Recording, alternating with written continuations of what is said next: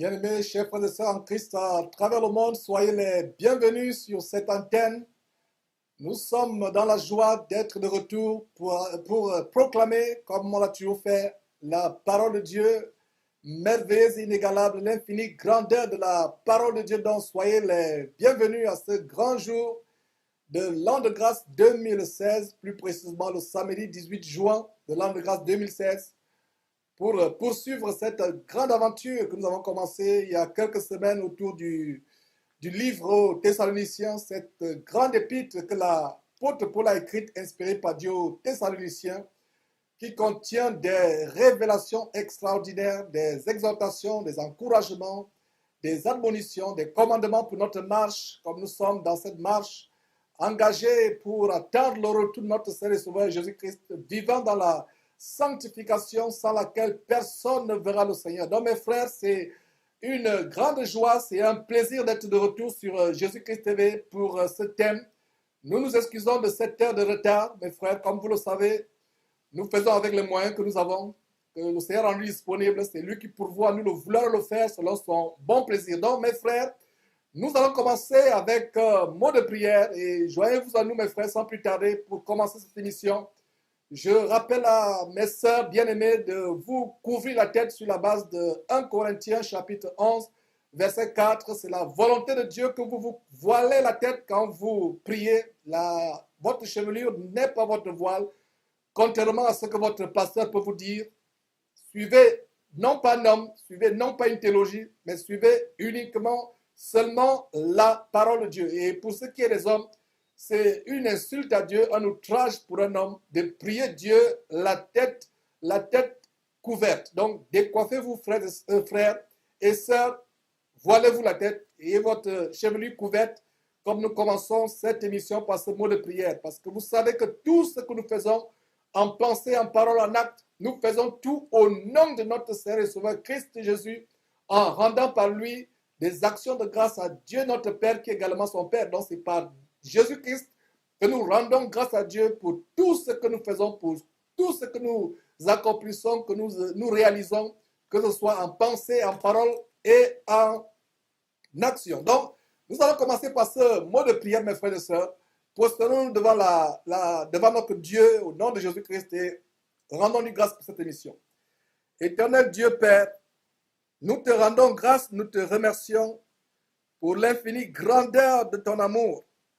Seigneur, merci encore pour ce grand jour où nous pouvons encore venir proclamer la grandeur de ta parole.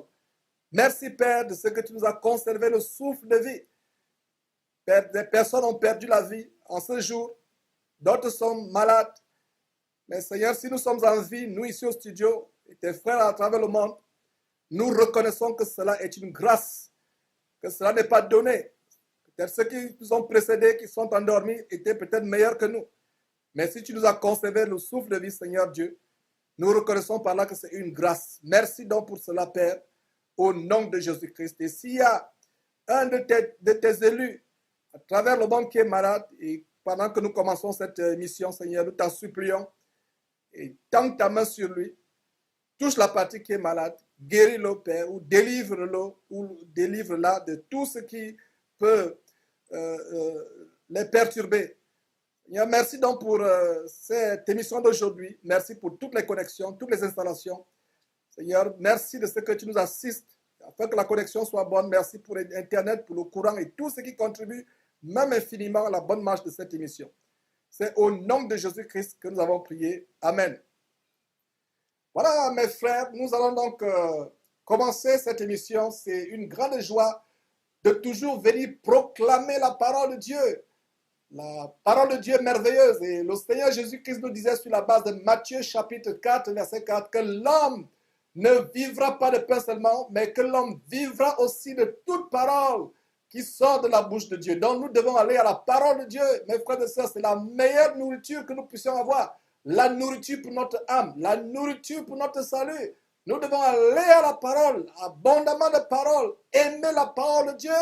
Et comme le roi David disait en Somme chapitre 119, d'ailleurs on a fait une émission sur ce Somme en particulier, Somme 119 au verset 105, la parole est une lampe à mes pieds, une lumière sur mon sentier. Sans la parole de Dieu, mes frères, dans ce monde, nous sommes dans les ténèbres. Et nous rendons grâce à Dieu pour cette merveilleuse parole que le Seigneur nous a donnée. Mes frères, donc on va commencer, comme nous l'avons annoncé il y a quelques jours, soit par la newsletter, la lettre d'information que certains reçoivent, ou soit par Facebook, et en passant par rapport à la lettre d'information. Et s'il y a certaines personnes qui aimeraient avoir directement des informations de Jésus-Christ TV, les émissions ou des nouvelles importantes, ou des émissions ou des annonces importantes, vous êtes bienvenus à vous abonner sur le site. Voilà, il y a une fenêtre quand vous allez sur le site. Il y a un endroit où vous pouvez vous abonner, soit à contact, soit quand une fenêtre jaillit. Quand vous ouvrez, il y a une fenêtre qui vous demande si vous voulez vous abonner. Donc, c'est une meilleure façon d'être en contact, de ne rater aucune vidéo, aucune émission, aucune annonce. Et donc, mes frères, nous allons commencer cette émission. Et aujourd'hui, comme vous le savez, comme on a annoncé, nous sommes dans le livre de Paul aux Thessaloniciens, le livre de Paul aux Thessaloniciens, l'épître que Paul, inspiré par le Seigneur, a écrite aux Thessaloniciens. Donc, nous allons commencer. Et la parole de Dieu est ce qui nous donne le standard. Quand on dit parole de Dieu, c'est la Bible. B-I-B-L-E, la Bible, la parole de Dieu. Ce n'est pas l'école de théologie qui donne le standard. Ce n'est pas votre dénomination qui donne le standard. Ce n'est pas la congrégation, la dénomination, ce n'est pas le séminaire théologique, ce n'est pas les livres que les hommes écrivent qui donnent le standard, mes frères et sœurs, c'est la Bible et rien que la Bible. Nous devons aller dans la parole de Dieu pour savoir quel est le standard que Christ a établi. Nous devons être les imitateurs des disciples au premier siècle, les apôtres comme Paul, Pierre, Jean et autres. Ils n'ont jamais changé ce que le Seigneur leur a donné de prêcher. Et aujourd'hui, les gens ont réinventé l'évangile. Les gens ont frelaté l'évangile, édulcoré l'évangile. Ils ont réinventé, innové. Ils sont forts quand ils prient pour dire que Jésus, tu es le même hier, aujourd'hui, éternellement. Quand ils veulent demander des choses au Seigneur, tu es le même aujourd'hui, éternellement. Mais quand il s'agit d'appliquer l'intégrité de la parole de Dieu, l'exactitude mathématique et la précision scientifique de l'évangile de Christ, qu'est-ce qu'ils font? Ils disent non, les temps ont changé. Changeons. Et voilà donc les descendants des constructeurs de la tour de Babel au temps de Nemrod. Voilà les descendants des bâtisseurs de la tour de Babel. Ils voulaient aller à Dieu par leur propre voie, par leur propre moyen. Et c'est aussi c'est aussi les descendants de ceux qui au temps de Moïse et d'Aaron, quand Moïse est allé sur la montagne, le peuple s'étant lassé de l'absence de Moïse, a demandé à Aaron, ce Moïse, on ne sait pas ce qu'il en est advenu. Faisons-nous un veau d'or par lequel on pourra aller à Dieu. Et c'est la même chose qui se passe aujourd'hui. Il y a des nouvelles tours de Babel qui se construisent. Il y a de nouveaux veaux d'or qu'on établit. Parce que les gens délaissent l'exactitude de la parole de Dieu, la contournent pour se bâtir des théologies, pour se bâtir des doctrines qui n'ont rien à voir avec la parole de Dieu. Et aujourd'hui, alors que nous allons, par la grâce de Dieu, partager ensemble les révélations, recommandations, exhortations qui sont contenues dans le deuxième chapitre, la première épître aux Thessaloniciens, nous allons lancer un message à tous ces pasteurs qui font l'œuvre de Dieu frauduleusement. La parole de Dieu dit, maudit, maudit, maudit, maudit, maudit, maudit, et quiconque fait le travail de Dieu avec fraude, avec fraude. Alors, lisons d'ailleurs, voilà, il y a un bon verset qui introduit, je pense que c'est Jérémie, chapitre 48, verset 10, une bonne introduction qui dit quoi? Voilà, c'est sur votre écran. Et Louis II a traduit ainsi, maudit, maudit soit celui qui fera l'œuvre de l'Éternel négligemment avec négligence.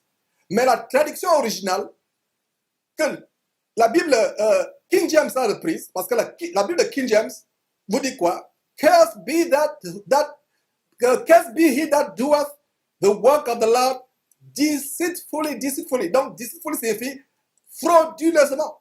Donc, aujourd'hui, nous allons mettre en garde tous ceux qui font l'œuvre de Dieu frauduleusement, frauduleusement. Et toi, ma soeur, toi, mon frère, si tu as contribué, tu as aidé un pasteur à faire la fraude, tu as aidé un pasteur à vendre ses livres, tu as acheté ses livres, tu as donné l'argent pour qu'il construise des temples, tu dois te repentir aujourd'hui.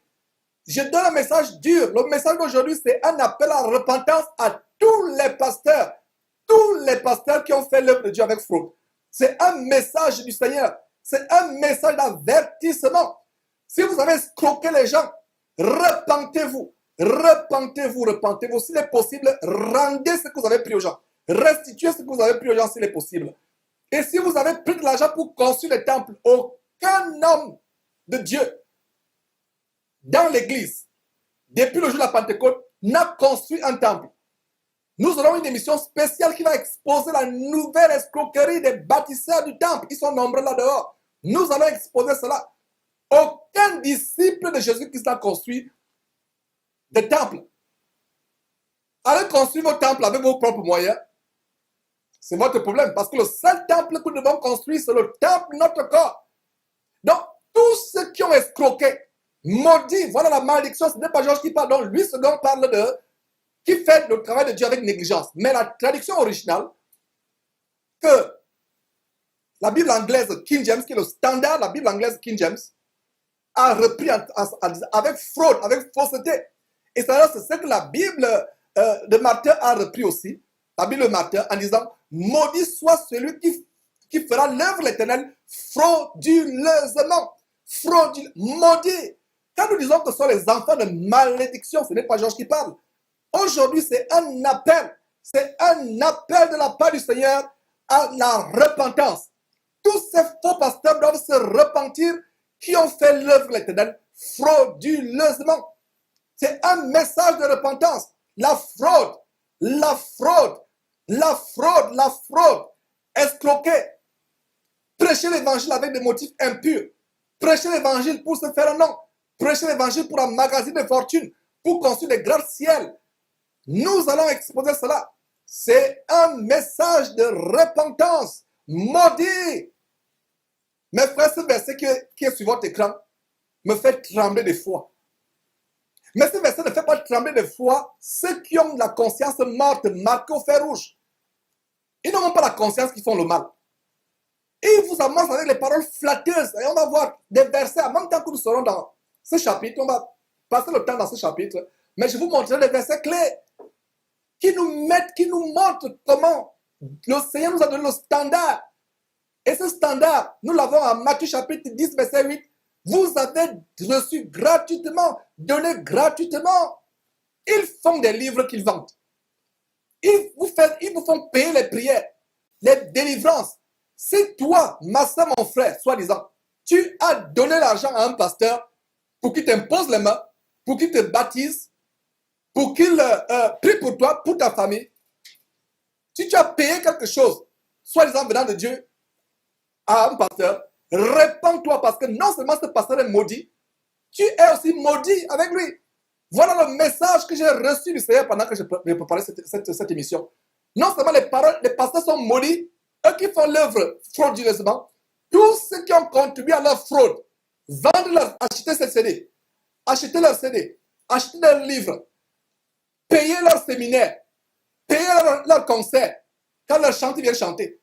Tous ceux qui ont fait, y compris moi, nous tous, nous devons demander pardon à Dieu. Demandons pardon à Dieu pour toute fois où nous avons participé à la fraude, même de manière passive. C'est le temps de la repentance. Le Seigneur Jésus revient bientôt. Vous avez vu, on a fait projeter en début de semaine, disons le week-end passé, ce rituel satanique en pleine inauguration du tunnel le plus grand dans le monde. Les temps sont finis. Il ne reste plus beaucoup de temps. Aujourd'hui, c'est l'appel à la repentance à tous les pasteurs qui font l'œuvre de l'Éternel frauduleusement. C'est l'appel à la repentance. L'appel à la repentance aussi pour tous ceux qui ont soutenu les pasteurs dans leur fraude. Vous l'avez peut-être fait dans l'ignorance. Vous ne savez peut-être pas que votre pasteur ne doit pas construire un temple. Vous ne savez peut-être pas que votre pasteur ne peut pas vous faire vendre les coups bibliques. J'ai vendu les coups bibliques par le passé. Moi qui vous parle. Mes frères et sœurs, j'ai le cœur brisé à y penser. J'espère que vous aussi, vous aurez le cœur brisé. Pourquoi vous vous enracinez dans la voie du mal? Pourquoi vous enracinez dans la voie du péché? J'élève la voix parce que l'enfer sera terrible. Le Seigneur dit que maudit, maudit soit celui qui fera l'œuvre de l'Éternel comment? Frauduleusement, mentir, escroquer. On vous a montré ce Marc Londa, ce fornicateur qui a été surpris en flagrant délit de fornication et de masturbation avec une prostituée sur Skype. Sa nudité et sa souillure ont été exposées sur la place publique. Il accumule crime sur crime. Il revient dire que non, Georges lui a demandé pardon. Il montre des fausses photos, des faux messages avec mon nom. Mes frères, ces gens n'ont pas peur de Dieu. Où est partie la crainte de Dieu dans notre génération? Où est partie la crainte de Dieu? C'est Dieu qui frappait dans l'Ancien Testament, au point où la terre pouvait s'ouvrir pour engloutir les gens, au point où les pierres pouvaient tomber du ciel pour détruire une armée ennemie, au point où le feu pouvait se déclencher pour brûler. C'est le même Dieu hier, aujourd'hui, éternellement. Il est question pour nous de nous repentir. Si quelqu'un a fait l'œuvre de l'Éternel frauduleusement avec des motifs de cupidité, a vendu l'évangile, a vendu les DVD, a vendu les CD. Le Seigneur a dit en Matthieu chapitre 10, verset 8, vous avez reçu gratuitement, vendez, non. Faites payer, non. Vous avez reçu gratuitement, donnez gratuitement, et c'est la même chose que reprend Proverbe chapitre 23, verset 23. Acquiert la vérité et ne la vend point. Acquiert la vérité et ne la vend point. Nous avons un seul exemple de quelqu'un qui a vendu la parole. Cet exemple, c'est qui? C'est Judas, J-U-D-A-S. Il a vendu la parole. Vous allez me dire, mais Georges, comment a-t-il vendu la parole? Si tu me poses la question, c'est que tu n'as pas lu Apocalypse chapitre 19, verset 13, qui dit que Jésus-Christ est la parole de Dieu. Donc, Judas, en vendant Jésus-Christ, en recevant en échange les 30 pièces d'argent, a vendu la parole. Et cet argent a servi à quoi? Cet argent a servi à acheter un terrain. Donc, cette personne aujourd'hui qui se livre dans la course, c'est une course effrénée, une course de concurrence, qui va bâtir le plus grand temple, qui va bâtir qui aura le plus grand hôtel. C'est des projets de vanité. C'est la fraude. Aucun disciple du Seigneur Jésus-Christ n'a bâti de temple. Aucun. Aucun n'a bâti un temple. Aucun. Les gens vont me dire, mais Georges, qu'en est-il dans le temple que le fils de David, le roi Salomon, a bâti? Allah à Jérusalem, et voyez si ce temple existe. Le Seigneur Jésus n'a-t-il pas dit, détruisez ce temple et en 3 jours, je le relèverai?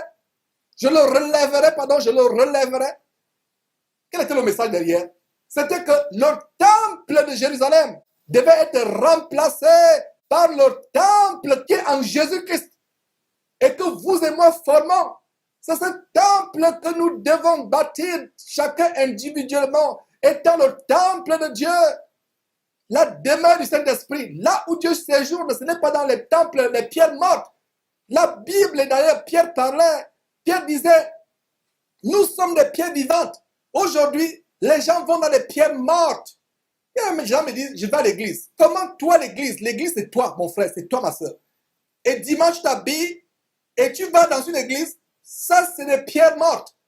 La véritable église que nous devons bâtir, c'est l'église, notre corps. Je préfère avoir tout le monde entier comme ennemi. Je préfère être détesté par tout le monde, mais je donnerai ce message. Montrez-moi un verset pour dire que ce que je dis n'est pas vrai. Beaucoup vont raisonner. En Corinthiens chapitre 10, verset 5 dit quoi? Nous renversons les raisonnements et toute terre qui se lève contre la connaissance de Dieu et nous amenons captives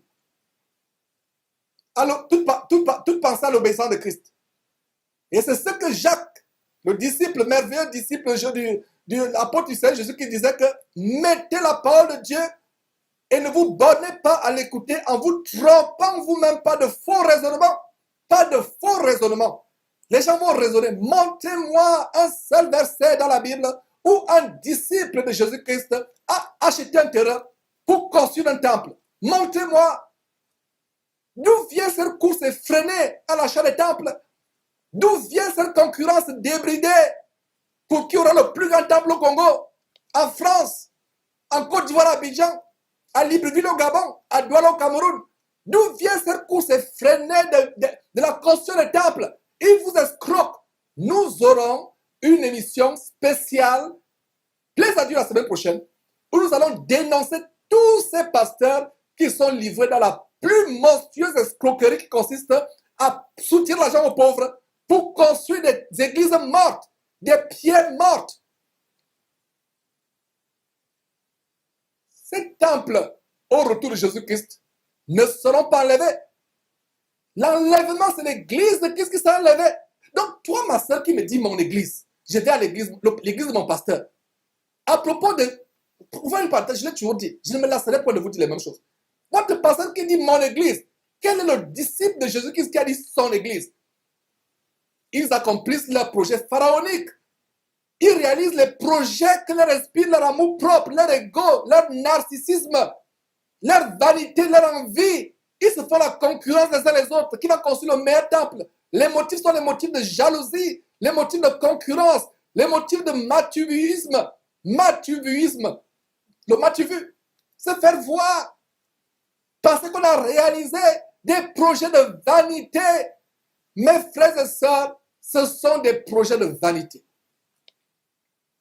Ce sont des projets de vanité. Le message du Seigneur aujourd'hui, cessez de servir le Seigneur avec fraude. Suivez les pas du Seigneur Jésus-Christ.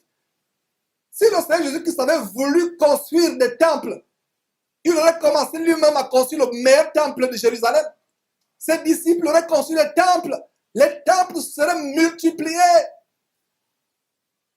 Et la pratique des temples a commencé quand l'empereur romain Constantine, soi-disant, s'est converti. Je dis bien soi-disant s'est converti. Mais n'a fait qu'une chose, infiltrer le paganisme romain dans l'église primitive.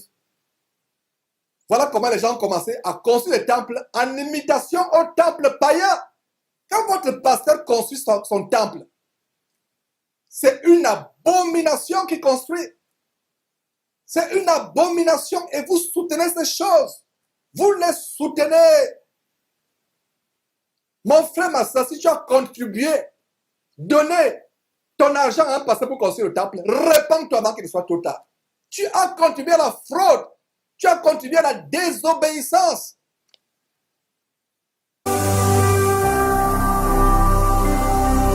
Jésus-Christ TV, vous connaîtrez la vérité et la vérité vous affranchira.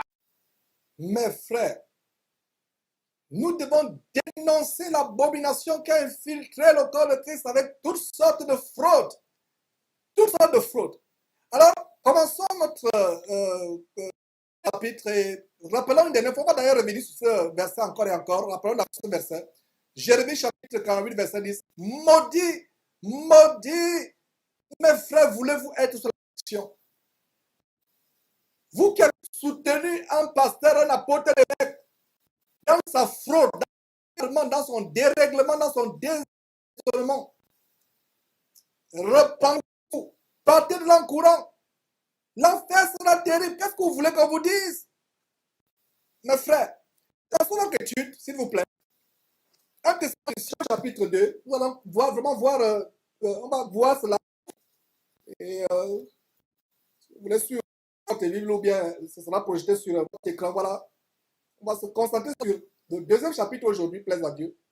Donc, nous sommes dans 1 Thessaloniciens chapitre 2, c'est la suite. Pour ceux qui ne le savent pas, nous avons commencé il y a quelques jours la série sur l'étude des deux épîtres que l'apôtre par Dieu a écrites aux Thessaloniciens.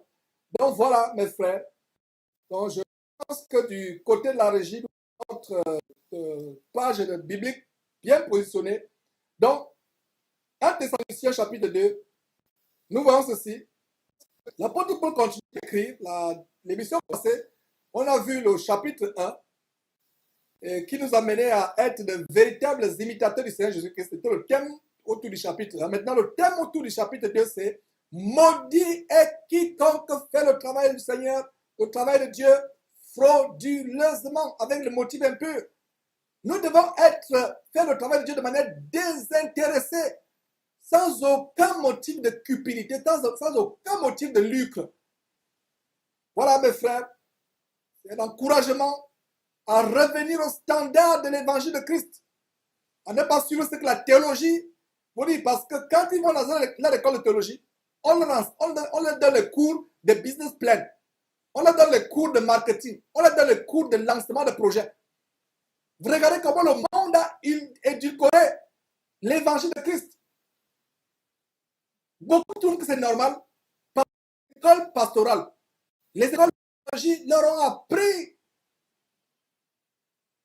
le business avec le nom de Jésus-Christ. Parce que quand vous allez dans les écoles pastorales, on vous enseigne toutes sortes de sujets. Il y a un pasteur qui, après avoir découvert les vérités, a déchiré le doctorat qu'il avait reçu pastoral. Son témoignage en disant que j'avais reçu sa thèse de doctorat, c'était sur le ministère de Paul. Et voilà son témoignage. Il dit, j'ai rédigé ma thèse de doctorat sur le ministère de Paul à ne pas fondé sur ce que Paul a écrit, mais c'est ce que les gens ont écrit pour faire sa thèse de doctorat. Quand il est venu véritablement à Christ selon son témoignage, je ne sais pas, bref, je vous donne tout simplement son témoignage. Il a déchiré son doctorat en théologie. Il a commencé à lire la Bible. Quelqu'un qui a eu un doctorat en théologie, Paul, le thème c'était sur Paul, mais il n'a rien lu sur Paul. Il a dévoré tous les ouvrages dans les meilleures bibliothèques du monde sur ce qu'il a écrit sur Paul. Il s'est rendu compte qu'il devait retourner dans la Bible et déchirer son doctorat. Parce que dans les écoles théologiques, on vous enseigne beaucoup de choses. La philosophie, l'ethnologie, la sociologie, la psychologie, les affaires. Parce qu'on vous enseigne qu'il y a aussi le volet à faire pour monter une église plus tard. Mes frères, j'ai la peine de dire ces choses. J'ai de la peine. Permettez à aucun homme de vous arracher votre salut. Tournez à la Bible. Posez-vous la question chaque fois que vous êtes devant une situation. Est-ce que Jésus-Christ l'a fait? Est-ce que l'apôtre Paul l'a fait? Mais est-ce que c'est compliqué? Ce que je suis en train de dire là, est-il compliqué? Est-ce compliqué? Vous voyez votre soi-disant pasteur qui fait des choses. Première question, est-ce que Jésus l'a fait? Est-ce que l'apôtre Paul l'a fait? Est-ce que Pierre l'a fait? Est-ce que le Seigneur Jésus-Christ l'a recommandé? Avant de prier pour vous, il faut payer. Jésus l'a-t-il fait? Vous écrivez des livres, vous les vendez. L'apôtre Paul a-t-il vendu ce qu'il a écrit aux Romains? Quand on me dit, mais Georges, la Bible que tu n'as pas achetée, insensé quand tu dis cela. Cette Bible que j'ai achetée, elle est vendue par qui? Par les marchands de la terre ou par ceux qui l'ont écrit, inspiré par l'éternel Dieu, Moïse, Ésaïe, Jérémie, David, Salomon, Paul, Pierre, Jean, ont-ils vendu ce qu'ils ont écrit? Satan, qui est derrière qui est marche, trafic, commerce sur cette terre, a pris la parole de Jean en otage. Et vous avez raison en disant que la Bible, c'est. Est-ce que la Bible est gratuite? Celle que tu n'as pas achetée? Mes frères et sœurs, aucun de ceux qui ont écrit la Bible a 66 livres, aucun de ceux qui ont écrit, inspirés par Dieu, les 66 livres, n'a vendu ce qu'il a écrit. D'où cela vient? Et quand nous dénonçons ces choses, les gens font des vidéos appelant la repentance. Je vais me repentir pour dire la vérité. Je vais me repentir pour proclamer l'évangile de Christ. Devrais-je me repentir parce que je vous dis de retourner à ce que Jésus nous a montré? Je vais me repentir parce que je ramène les gens au rail de l'évangile. Ce cantique qui dit suivant le maître toujours pas à pas, suivant Jésus-Christ pas à pas, en étant ses parfaits imitateurs. Allez suivre encore cette émission sur la première partie 1 Timothée chapitre 1. Suivant le Seigneur Jésus-Christ pas à pas, pas à pas. D'ailleurs, c'était même une émission spéciale. Après, on a fait 1 Timothée chapitre 1, mais il y a eu une émission spéciale où le thème c'était quoi? Imiter Jésus-Christ, rien que Jésus-Christ, et seulement Jésus-Christ. jeune pasteur, n'imite pas un pasteur qui a fait fortune au Nigeria, qui a construit un temple et tu l'envies et c'est lui que tu vas imiter. N'imitez pas de tels hommes. Ils vous entraînent dans l'enfer. Ils remplissent vos cœurs avec la cupidité, la convoitise, l'envie, la jalousie, la rivalité, la concurrence. Ils vous entraînent dans l'enfer. Jeune pasteur, peut-être tu as bien commencé, peut-être tu es sérieux. Suis le Seigneur Jésus-Christ. Ouvre ta Bible. Suis ce que le Seigneur Jésus-Christ a fait. Suis ce que l'apôtre Paul a fait. Suis ce que Pierre a fait. D'où vient cet évangile qui tourne autour de l'argent. Dîme du vendredi, dîme du mercredi, dîme du dimanche, dîme de la naissance, dîme de la mort, dîme de l'anniversaire, dîme du mariage, dîme des funérailles, toutes sortes de dîmes. Dîme d'un nouveau boulot, dîme d'un voyage en Europe, dîme d'obtention de visa, toutes sortes de dîmes. D'où vient cela, mes frères et sœurs? Nous avons dénoncé ces choses. Maudit, quiconque fera le travail de Dieu frauduleusement, il est sous la malédiction. C'est pour ça que la Bible dit que ce sont des enfants de quoi? De malédiction. L'obscurité, les ténèbres leur est réservée parce qu'ils trafiquent au moyen des paroles trompeuses, faisant bonne chère avec des personnes qui viennent à peine d'échapper à la corruption, à la souillure de ce monde. Mes frères, marquons une petite pause avant de continuer et de commencer avec le chapitre 2, verset 1.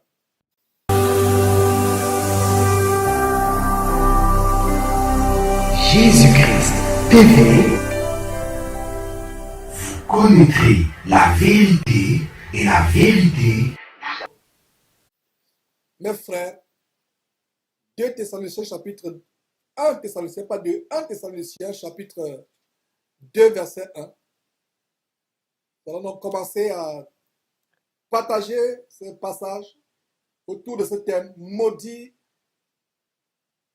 est celui qui fera l'œuvre de l'Éternel frauduleusement.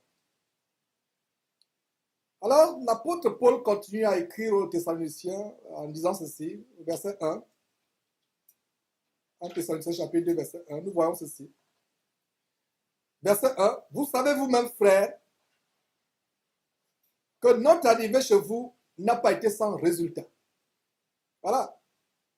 L'apôtre Paul commence à dire que le résultat, l'arrivée chez eux a été avec beaucoup de résultats. Et le verset 2 continue en disant, après avoir souffert et reçu des outrages à Philippe, comme vous le savez, nous prîmes de l'assurance en notre Dieu pour annoncer l'évangile de Dieu au milieu de bien des combats. Pour ceux qui ne le savent pas, et je l'ai toujours dit, le mot combat, et on a vu cela dans une émission, je ne sais pas si c'était l'étude de l'épître aux Philippiens, la série sur les études de l'épître de Paul aux Philippiens. La parole de Dieu que nous prêchons, mes frères, c'est avec beaucoup de combats. Parce que les ennemis de l'évangile sont nombreux. Les ennemis, il y a des hommes là qui sont les ennemis de Dieu, il y a des femmes qui s'y mettent, qui font des vidéos pour contredire la vérité. Et quand vous les voyez, visiblement, elles ont une apparence de prostituées. Les lèvres qui sont tellement brillantes comme si elles ont mis de la graisse de porc mélangée au sang. Avec les cheveux, faux cheveux, en nylon. Mais elles ont l'outrecuidance diabolique, jézabélique, de venir proclamer la parole de Dieu. Même les femmes s'y mettent. Il est temps pour ces femmes et pour ces hommes qui combattent contre la vérité de se repentir. De se repentir. Mieux aurait voulu pour ces femmes et ces hommes qui sont rebelles à la vérité, qui combattent la vérité, mieux aurait valu pour ces femmes et ces hommes de ne pas voir le soleil que de voir le soleil venir dans ce monde et combattre la vérité. Le sort d'un avorton qui est mort dans le ventre de sa mère sera meilleur par rapport à ces personnes. Mieux aurait valu pour ces personnes de ne même pas venir au monde que de venir au monde et de se rebeller contre l'évangile de sanctification, de sainteté, de piété, de pureté. L'évangile qui condamne la cupidité, qui condamne la fraude avec le nom de Jésus-Christ, qui condamne le business avec le nom de Jésus-Christ. Quand nous prêchons ces choses, c'est nous qu'on appelle à nous repentir. Nous n'allons pas nous repentir. Nous allons prêcher ces choses avec la plus grande énergie. Tous les jours, vous allez entendre les mêmes choses. Il n'y aura pas de nouvel évangile. Donc, le verset 2 dit quoi? Et c'est le verset 2 nous montre que c'est les combats. Donc, lisons, mettons l'accent sur le verset 2. Donc, après avoir souffert et reçu les outrages à Philippe, l'apôtre Paul a reçu les outrages. Les outrages parce qu'il défendait l'évangile pur du Seigneur. Ceux qui suivent véritablement les traces de l'apôtre Paul vont aussi recevoir les outrages. Les insultes ne nous font rien. Les calomnies, les mensonges comme les mensonges à notre égard, les moqueries, les calomnies ne nous disent rien. Comme ce faux pasteur pornographe qui ment disant que lui avons demandé pardon d'avoir exposé sa prostitution avec une prostituée sur Skype. Ils avons menti, nous calomnier, dit du mal de nous. Nous allons recevoir des insultes, des moqueries. Toutes sortes d'injures, même des injures raciales. Nous allons les recevoir. Et c'est une joie pour nous de recevoir les calomnies. C'est une joie pour nous de recevoir les médisances. C'est une joie pour nous de recevoir toutes ces choses. Parce que nous participons à la coupe du Seigneur Jésus-Christ. La coupe qu'il a bu. Avec douleur, avec souffrance. Il a été rejeté. C'est qu'on a craché sur lui. Les Juifs se raclaient la gorge pour déverser sur son visage la pituite qui est dans leur gorge. On crache la pituite. Se racle la gorge pour cracher la pituite sur le visage du Seigneur. On l'a flagellé. On l'a insulté, on s'est moqué de lui. On a tressé une couronne avec des épines en se moquant de lui. Alors, roi des Juifs, prends cette couronne puisque tu es notre roi. Mais le Seigneur Jésus, quand il reviendra, aucun homme sur terre ne pourra se moquer de lui. Les rois de la terre, les grands de ce monde, demanderont aux pierres, aux montagnes de couvrir. Quand ils trembleront de la fureur du roi des rois, du Seigneur des seigneurs, quand il reviendra. Mes frères, verset 2. Donc, Paul a souffert des outrages. Paul, Sylvain et Timothée. Donc, après avoir souffert et reçu des outrages, non seulement d'autres disciples. Donc, après avoir souffert et reçu des outrages à Philippe, comme vous le savez, nous prîmes de l'assurance à notre Dieu. C'est la même assurance que tout serviteur du Seigneur Jésus-Christ doit prendre, malgré les outrages, malgré les calomnies, les persécutions, les tribulations, les injures, les rejets, les abandons, etc. Après avoir souffert et reçu des outrages à Philippe, comme vous le savez, nous prîmes de l'assurance à notre Dieu pour vous annoncer l'évangile de Dieu au milieu de bien de combats. Donc il y a les combats. Alors, le verset 3, c'est le verset sur lequel nous avons ce thème d'aujourd'hui. Maudit est celui qui fera l'œuvre de l'Éternel frauduleusement. Donc voilà, le verset 3 dit ceci quoi. Car notre prédication ne repose ni sur l'erreur, ni sur les motifs impurs, et ni sur la fraude. Mes frères et sœurs, soulignons motifs impurs et ni sur la fraude. Donc, la prédication de l'apôtre Paul ne reposait nullement sur des motifs impurs. Beaucoup se lèvent là, deviennent pasteurs pour fuir le chômage. Ils se retrouvent aux États-Unis, au Canada, ils se retrouvent en Europe. Certains hommes sont en Afrique, ils n'ont rien à faire. Ils ont cherché le boulot, ils n'ont pas pu avoir le boulot. L'évangile pour eux, c'est un moyen de sortir du chômage. C'est un moyen d'avoir une activité. C'est un moyen d'avoir les faveurs de l'administration. Les tâches administratives qui sont liées au statut d'église, entre guillemets, qui sont que des camps de concentration sans l'attente maintenant à faire. Donc, parce qu'il semble que, c'est une réalité qu'aux États-Unis, en Europe, en Occident, pasteur, vous avez soi-disant une église humaine, pas une église biblique, qui consiste en 2 ou 3 qui se réunissent au nom de Jésus-Christ. Donc, quand vous avez dans certains pays une église, vous avez des avantages douaniers, vous avez des avantages fiscaux, Vous avez même des subventions que le gouvernement peut donner aux églises. Donc, beaucoup de personnes aujourd'hui deviennent hommes de Dieu, entre guillemets, ministres de Christ, entre guillemets, parce que le cœur est rempli de cupidité. Et toi qui m'écoutes, soi-disant Dieu, tu sais les motifs par lesquels tu es devenu prédicateur de l'évangile. Ta conscience, à moins que ta conscience soit morte, à moins que ta conscience soit anesthésiée par les voluptés et les richesses de ce monde. J'espère que tu as conscience. La Bible dit quoi ici? Car notre prédication ne repose ni sur l'erreur, ni sur les motifs impurs, ni sur la fraude.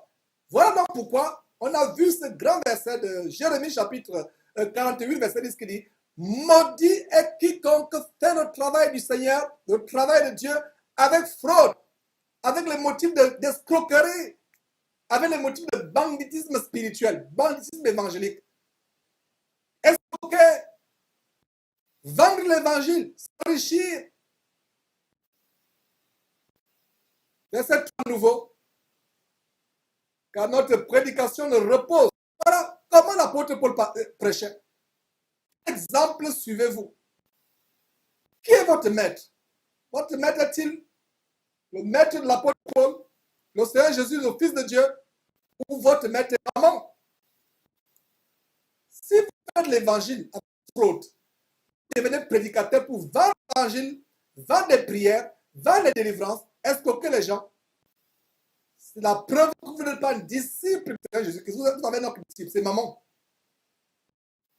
La divinité satanique qui est derrière tout ce qui est agent sur terre. Voilà. Le verset 4 dit, et d'ailleurs, il y a une parenthèse, mes frères, il y a tellement de versets. Alors, dans 2 Pierre, chapitre 2, il y a tellement de versets. Alors, 2 Pierre, on va voir 3 versets successivement. 2 Pierre chapitre 2, on va voir verset 1, verset 2, verset 3. Il a dit quoi? Sur votre écran. Mes frères, la parole de Dieu que nous devons suivre et non la parole. Voilà, des hommes. Dans le verset dit quoi? Il y a eu, sur votre écran, mes frères, il y a eu parmi le peuple de faux prophètes. Et il y aura parmi vous de faux docteurs qui introduiront des sectes pernicieuses et qui, reniant le maître, les a rachetés, attireront sur une ruine soudaine. Voilà comment une ruine soudaine, c'est comme une malédiction. La ruine soudaine. Allez voir encore l'émission sur Miles Monroe. Les leçons sur sa mort. Le crash dans son avion privé qu'il a acheté avec l'argent d'escroquerie. Pendant des années, il a passé le temps à troquer les foules à travers le monde avec l'évangile, vendant les livres, vendant les séminaires. Il s'est acheté un avion. Et il est mort dans cet avion alors qu'il était en route pour une autre escroquerie dans les Bahamas. Il était en route pour un autre séminaire, où l'entrée était payante, $375 par personne. Le salaire annuel de certaines personnes en Afrique. Le salaire annuel de certaines personnes en Afrique. Et il est mort, il était en route à suivre des leçons sur la mort, des leçons à tirer sur la mort tragique de Miles Monroe, le Bahamien, dans son avion. Mes frères et sœurs. Donc, le verset 1 dit quoi? C'est une prophétie. Il y a eu le peuple de faux prophètes. Sur votre écran, s'il vous plaît. Il y a eu parmi le peuple de faux prophètes et il y aura, ça ne finira pas. C'est une prophétie. En fait, ces faux prophètes sont l'accomplissement de ces prophéties.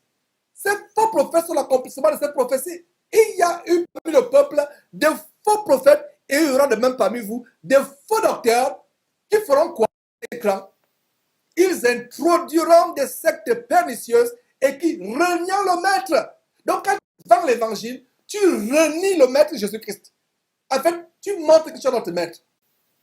Verset 1. Reniant le maître qui les a rachetés, attireront une quoi? Une ruine soudaine. C'est pour cela que Jérémie chapitre 48, verset 10 dit, maudit est quiconque fait le travail de Dieu. Pierre revient sur la même lancée en disant que ils attireront sur une ruine soudaine. Le verset 2. Le verset 2. Mes frères et sœurs, le verset 2 dit, plusieurs suivront dans leur dissolution. Plusieurs, le verset 2 dit, plusieurs les suivront dans leur dissolution et la vérité sera calomniée. C'est pour ça que j'ai dit en début d'émission, en début de message, que si toi, mon frère, toi, ma soeur, tu as contribué à la fraude de la... Comment as-tu contribué? En achetant ces livres, en achetant ces CD, en payant l'entrée à leur séminaire, en payant l'entrée à leur concert de gospel, etc. Gospel. On verra plus tard, plus tard, plaise à Dieu pour tout ça. Tu as contribué en cotisant pour la chair de leur télévision infâme. En ce moment, comme Kazarama, tu as contribué à leur projet pharaonique de construction des temples gigantesques. Tu as contribué à la... C'est pour ça que le verset 2 dit quoi? Plusieurs ne sont dans quoi? Dans leur dissolution. Et la voix de la vérité sera comment? Calomniée à cause d'eux. Je me rappelle ce voyage que j'ai effectué en France dans l'avion. J'en ai parlé, j'en parle encore. J'ai été comme, dans cet avion comme compagnon de voyage, en quittant Houston pour rendre visite à quelques frères et sœurs. Un Syrien,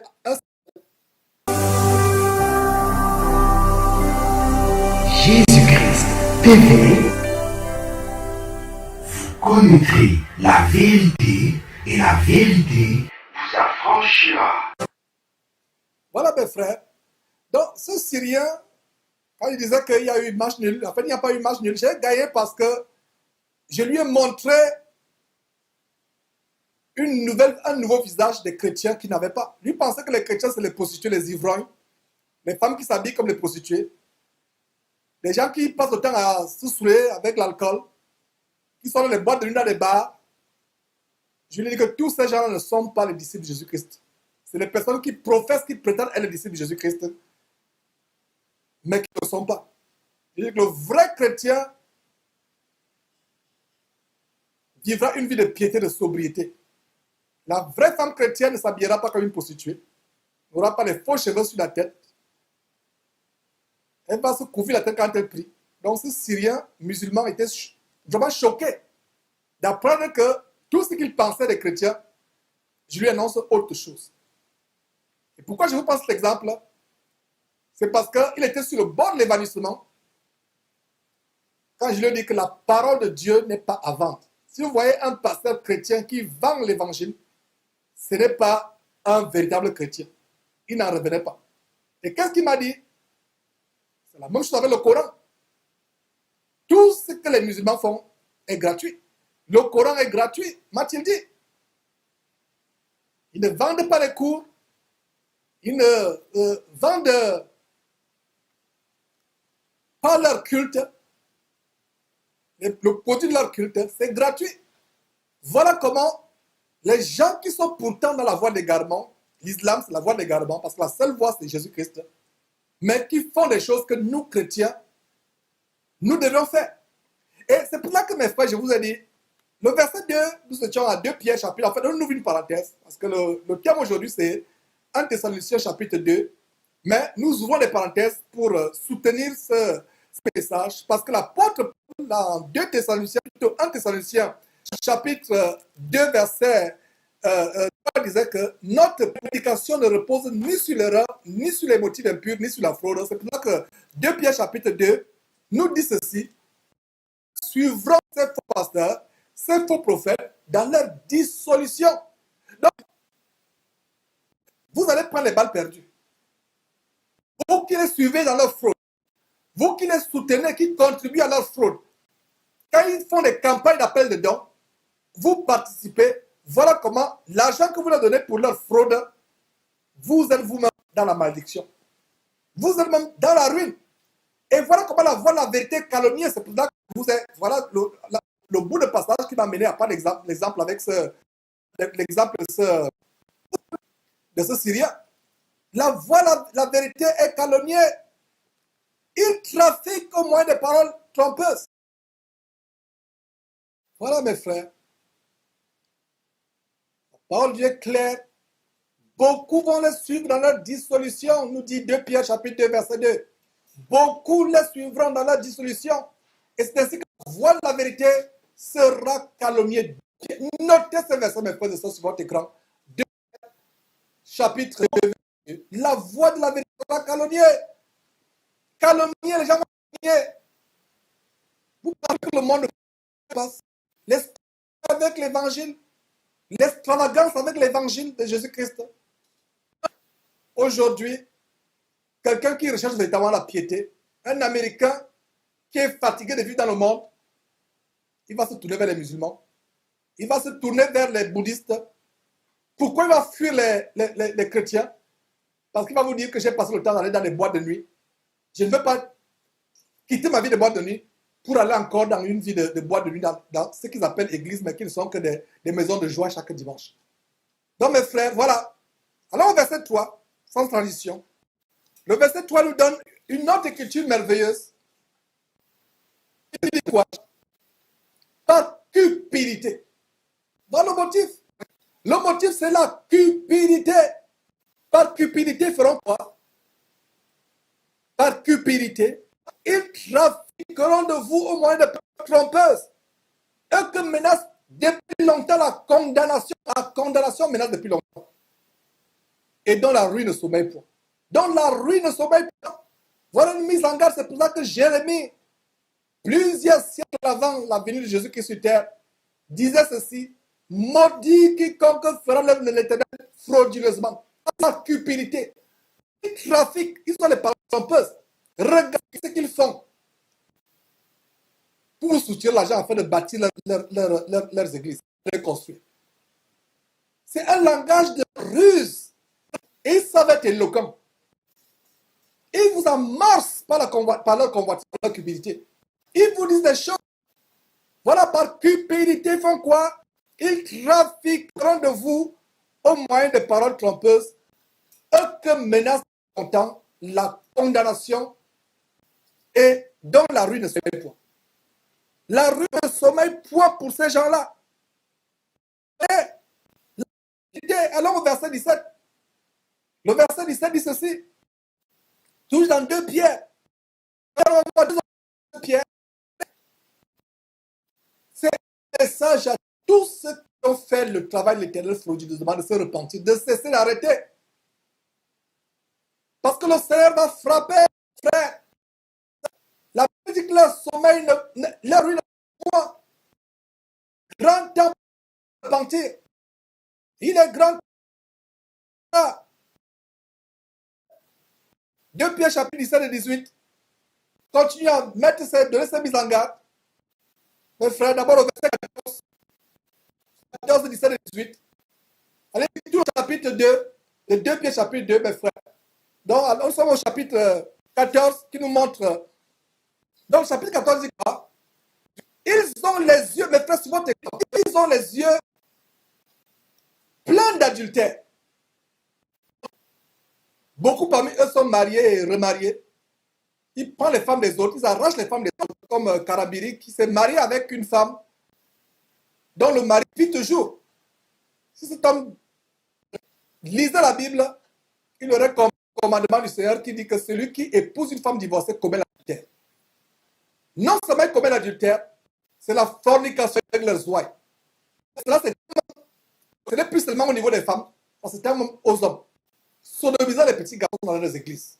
Donc, ils ont les yeux, comment ça, mes frères, pleins d'adultère et insatiables au péché. Comme cet homme qui est venu mentir, insatiable. Cet homme a été supplié en flagrant délit de pornographie avec une prostituée sur Skype. Sa nudité a fait le tour du monde. Mais il est tellement insatiable de péché qu'il vient encore dire non, Georges, il vient mentir, soit disant que Georges, après m'avoir dénoncé, m'a demandé pardon et a demandé pardon à la communauté congolaise.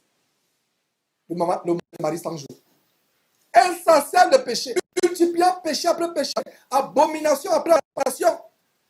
Ils ont les yeux pleins d'adultère et insatiables de péché. Ils amorcent comment? Ils amorcent les âmes mal affermies. Ils ont le cœur exerçant la cupidité. Ce sont les enfants de malédiction. Ils amorcent les âmes mal affermies. Et vous qui les suivez, voici ce que dit la parole de Dieu. Âmes mal affermies. Tout ce qui cette vidéo-là pour dire que non, Georges en fait trop. Georges ne doit pas dénoncer. Voilà, la Bible parle de vous. Âme mal affermie. Vous pensez que vous êtes dans la voie, mais vous n'êtes pas dans la voie. Verset 14 dit quoi? Regardez un peu l'image du verset 14. 2 Pierre, chapitre 2, verset 14.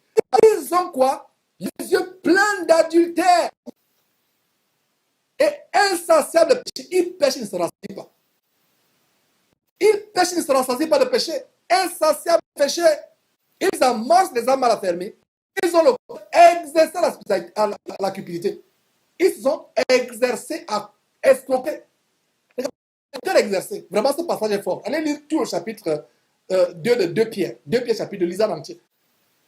Ils sont le cœur, la langue exercée à mentir, à voler, à escroquer. Le verset 17, toujours dans 2 Pierre, chapitre 2, verset 17. Ce sont des enfants, ce sont des fontaines sans eau. Les niais que chassent l'obscurité, les niais que chassent un tourbillon, l'obscurité des ténèbres leur est réservée. Des fontaines sans eau. Des nuées que chasse un tourbillon. Ce sont les nuées, le tourbillon les chasse. Qu'est-ce qu'il leur est réservé? L'obscurité des ténèbres leur est réservée. C'est pour ça que Jérémie chapitre 48, verset 10 dit: malheur quiconque fera le travail du Seigneur frauduleusement, avec les motifs de cupidité, s'enrichir au-delà des misérables personnes qui cherchent le Seigneur Jésus-Christ. D'ailleurs, il y a aussi des personnes. Ces pasteurs sont aussi la punition des gens qui n'aiment pas la vérité, qui aiment le mensonge. Les faux pasteurs sont aussi la punition, je répète que les faux pasteurs sont aussi la punition de Dieu pour ceux qui aiment le mensonge, pour ceux dont les oreilles démangent pour entendre des choses agréables. Ils n'aiment pas entendre les prédications contre le péché, mais ils aiment entendre des choses agréables. Comment construire le temple, comment agrandir le temple. Dans quel verset de la Bible Dieu a demandé à un de ses disciples, les disciples sont fils de Jésus-Christ, de construire un temple? Montrez-moi ça le verset. Je viendrai véritablement demander pardon. Continuons au verset 18. 2 Pierre chapitre 2, verset 18, dit ceci. Avec des discours enflés de vanité, il faut voir la vanité, comment ils se vantent. Regardez, ils ont l'assurance, une assurance diabolique, une assurance luciférienne, un culot diabolique. Regardez comment, quand ils prêchent, ils se vantent. D'autres même postures comme Masolo Tunation reviendra sur lui dans cette émission spéciale sur la grande escroquerie des constructeurs de temples, des bâtisseurs de temples. Quand ils les posent dans leur vidéo, la manière par laquelle ils prient, la tête est toujours élevée. Même comme s'ils avaient sur la piété, ayant la parole de piété. Vous montrez qu'ils ont une relation particulière avec Dieu, même la façon par les pochettes de leurs livres, leurs CD. La tête élevée, toujours la tête élevée. Comme s'ils avaient une attitude, une relation personnelle avec Dieu. Voilà, il y a juste sur votre écran, continue. Pas juste, c'était un Pierre chapitre, revenons pas à 1 Pierre chapitre 2, verset 8. Mes frères, 1 Pierre chapitre 2, verset 8 dit quoi? Avec des discours enflés de vanité, ils amorcent par les convoitises de la chair, par les dissolutions, ceux qui viennent à peine d'échapper aux hommes qui vivent dans l'égarement. Ceux qui viennent à peine d'échapper, mes frères, on en jute. On va voir tous ces versets. Mais vous énumérez. Voilà qui appuie Jérémie chapitre 48, verset 10, à savoir que malheur à quiconque fait le travail de l'Éternel frauduleusement. Donc, Juge chapitre 1, verset 7 dit, ce sont des gens qui murmurent, qui se plaignent de leur sort, qui marchent selon leur convoitise, qui ont la bouche des paroles hautaines et qui admirent les gens, les personnes par motif d'intérêt. Ces personnes seront avec les hommes d'affaires. Ces personnes seront avec les ministres, les présidents, les gens élevés en dignité. Pour pouvoir dire quelque chose. C'est comme Elimas, Bar Jésus le sorcier, le magicien, que Dieu parle en Tébé pour la frapper d'aveuglement pendant 3 jours. Qui voulait détourner un homme élevé en dignité, le proconsul Sergius, il voulait le détourner de la foi. Alors que Sergius voulait écouter la parole de Paul. Jésus l'a détourné. Les gens recherchent toujours l'entourage des présidents, des hommes d'affaires, des personnes élevées en dignité. Montrez-moi le seul disciple de Jésus-Christ qui a convoité, qui a recherché être avec les gens élevés de ce monde. Ce sont les gens élevés dans ce monde de ténèbres qui persécutent les vrais chrétiens. Mais ce faux pasteur, le même maître, s'en fiche.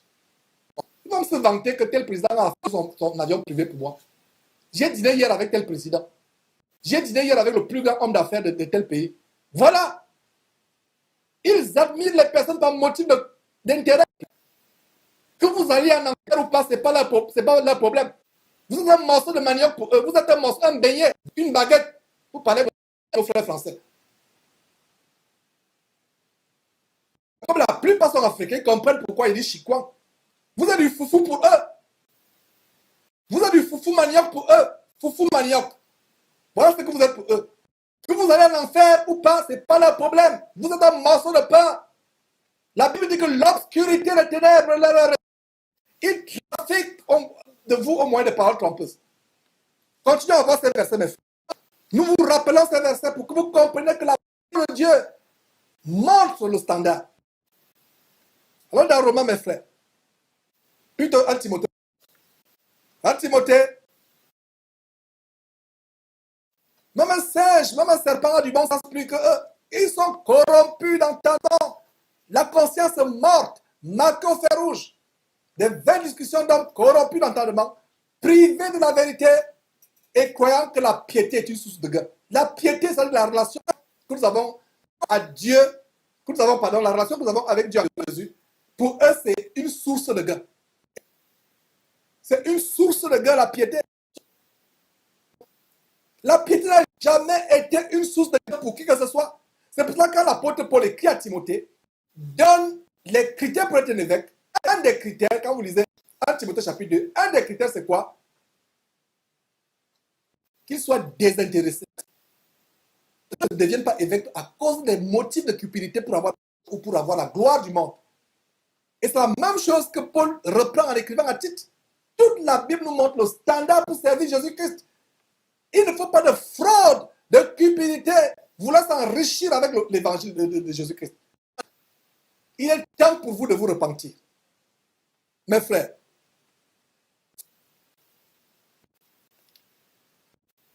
continuons à exposer ces choses. Dans Romains chapitre 16, verset 16, plutôt verset 18, alors Dieu parle de ces gens, regardez tout l'évangile. Romains chapitre 16, verset 18 dit quoi? Car de tels hommes font quoi? Ne servent point notre Seigneur Jésus-Christ, mais leur propre ventre. Leur propre ventre. Autant de Paul, où Paul écrit Romains, Paul disait leur propre ventre. Mais aujourd'hui, ils sont même dépassés les Romains parce qu'en ce moment, ils servent leur propre ventre, mais ils servent aussi leur bas-ventre. C'est-à-dire ce qui est en dessous de la ceinture. Ils servent aussi leur bas-ventre. Voilà, violant les femmes, violant les enfants, hommes ou filles, faisant des choses pernicieuses, sur Skype, se branlant avec les prostituées. Voilà ce qu'ils font. Car de tels hommes ne servent point notre Seigneur. Ne servent point Christ, ne servent point, il n'a pas dit ne servent pas. Ne servent point, absolument point, notre Seigneur, mais leur propre ventre. Paul écrivant au Romains disait leur propre ventre. Mais nous aujourd'hui, avec les témoignages qu'on a reçus, les choses qu'on vous a montrées, ils servent aussi leur propre bas-ventre. Donc pour délivrer une femme soi-disant, il faut d'abord que la femme se déshabille, qu'il prenne de l'huile, qu'il masse d'abord la femme, et ça doit finir par, vous-même vous savez, compléter vous-même par où ça finit. D'autres même disent, pour que, comme tu es stérile, il faut que d'abord l'onction qui va sortir de mon bas-ventre entre en toi pour que on détruise, on change la réalité. Voilà comment ce qu'ils font. C'est terrible.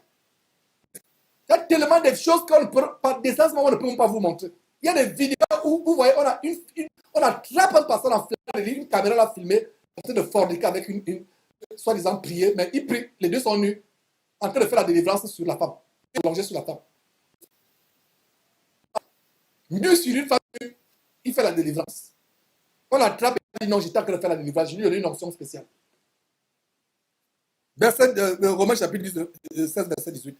Ce sont les hommes, de tels hommes ne servent point notre Seigneur, mais leur propre ventre et pas des paroles. Regardez, depuis qu'on la plupart des versets qui circulent là sur votre écran, leur langue est exercée à la flatterie, à la tromperie, des choses agréables. C'est des bons parleurs. Ils ne sont pas comme nous qui avons une langue difficile. Ils ont une langue exercée à corrompre. Ce sont les fémaniens. C'est la fémania spirituelle, c'est les escrocs. Bon parleurs. Ça ne date pas d'aujourd'hui. Car ce sont de tels hommes ne servent point Christ notre Seigneur, mais leur propre ventre. Et j'ajouterai, je ne suis pas en train d'ajouter la parole de Dieu. Parce que les gens disent, Georges, la Bible ne parle pas de bas-ventre. Mais je suis en train de vous montrer ce qui se passe. Aujourd'hui, ils ont dépassé les Romains. Non seulement c'est pour leur ventre qu'ils prêchent, ils prêchent aussi pour leur bas-ventre. Et pas des paroles douces et flatteuses, mielleuses, ils séduisent les cœurs des simples. Quand vous entendez parler, vous avez l'impression qu'il y a d'autres qui vous prêchent comme là, ils prêchent contre le péché. Mais plus tard, il va commencer à vous demander l'argent pour construire les temples. Ah non, tel n'est pas. Ah non, Masoro, il prêche contre le péché. Il prêche contre le péché. Mais plus tard, une série de vidéos sur Internet où il demande l'argent pour construire un temple de millions. Nous allons revenir sur la nouvelle escroquerie des vendeurs des constructions de temples. Et il y a l'apparence de piété. Quand vous le voyez allongé vers le ciel, comme si c'était dans le ciel quand il prie. Mais des véritables escrocs évangéliques, des évangéliques, comme Marcelo Chinassi, et ils sont nombreux, il n'est pas seul. On va faire une émission dans une semaine. On va mettre à nu la grande escroquerie des bâtisseurs, des constructeurs de temples. $1 million pour construire un temple dans les sous-quartiers de Kinshasa. 1 million. Et voilà les hommes mal affermis qui contribuent. S'ils lisaient la Bible, ils devaient sortir de l'an courant, fermer la bouche à Satan. Il dit que aucun disciple de Jésus qui a construit un temple. 2 Corinthiens, mes frères, chapitre 2, verset 17. Continuons à voir les choses. Que vous compreniez le standard de l'évangile. Corinthiens, chapitre 2, verset 17. Voilà ce que l'apôtre Paul dit. Nous ouvrons une parenthèse. En fait, nous sommes en train d'étudier le deuxième chapitre, 1 Thessaloniciens chapitre 2, c'est le sujet d'aujourd'hui. Mais nous ouvrons une parenthèse parce que le verset 3 de 1 Thessaloniciens chapitre 2 nous a dit notre création ne repose ni sur l'erreur, ni sur les motifs impurs, ni sur la faute. Donc voilà pourquoi nous ouvrons cette parenthèse, pour voir comment presque tout le Nouveau Testament met en garde contre ceux qui trafiquent avec l'évangile, avec le nom de Jésus-Christ. Les descendants de Judas. La seule personne qui s'imite, c'est Judas. Qui a escroqué le peuple pour construire un terrain? Qui a vendu la parole pour construire un terrain? C'est Judas qui a vendu Jésus-Christ, qui est la parole selon Apocalypse chapitre 19, verset 13. Et l'argent de Judas, quand il a réalisé que ce qu'il avait fait était mauvais, mais il était tard, l'argent, les 30 pièces d'argent qu'on a donné à Judas ont servi à acheter un terrain. Voilà les descendants de Judas. Ils ne sont pas les descendants de Paul, Pierre et autres. Quand il dit descendants, ça veut dire qu'ils ne suivent pas la voie de Paul, Pierre et autres. Ils ne suivent pas la voie de Jésus-Christ. Ils suivent la voie de Judas. Et vous les suivez, vous aussi. Repentez-vous de les avoir suivis. Repentez-vous d'avoir cotisé, d'avoir participé à un appel de fonds d'Ancien-Mont.com, de Casarema, de toute chaîne abominable, de tout pasteur. Repentez-vous. Sinon, la malédiction qui est sur eux sera sur vous et sur vos enfants de génération en génération. Repentez-vous. Ce n'est pas Georges qui parle. Si vous lisez votre Bible, vous comprenez que ce n'est pas Georges qui parle. Repentez-vous donc. 2 Corinthiens chapitre 2, verset 17. Nous dit ceci. Car nous ne falsifions point la parole de Dieu, comme font plusieurs. Beaucoup falsifient la parole de Dieu, nous ne le faisons pas. Nous ne falsifions pas la parole de Dieu comme font plusieurs. Mais quoi? Mais c'est avec sincérité. Mais c'est la part de Dieu que nous parlons en Christ devant Dieu. C'est avec sincérité, on ne falsifie pas la parole. On n'a pas de motifs impurs. Mes frères, nous n'avons pas de motifs impurs. Mes frères, on a... voilà, Philippiens chapitre 3, verset 19 nous montre quelle sera leur fin. Je pense que le dernier verset qu'on va voir, Philippiens, leur fin sera quoi? Leur fin sera la perdition. Ils ont pour Dieu leur ventre. Voilà. Voilà. C'est la même chose. Paul écrivant au Romain, en Romains chapitre 16, verset 18, que ces gens ne savent pas le Seigneur, qu'ils sont notre Seigneur, mais servent leur ventre. C'est que Paul redit encore bien, leur la perdition, ils ont pour Dieu leur ventre. Ils ne pensent qu'aux choses de la terre. Voilà. Ils mettent leur gloire dans ce qui fait leur honte.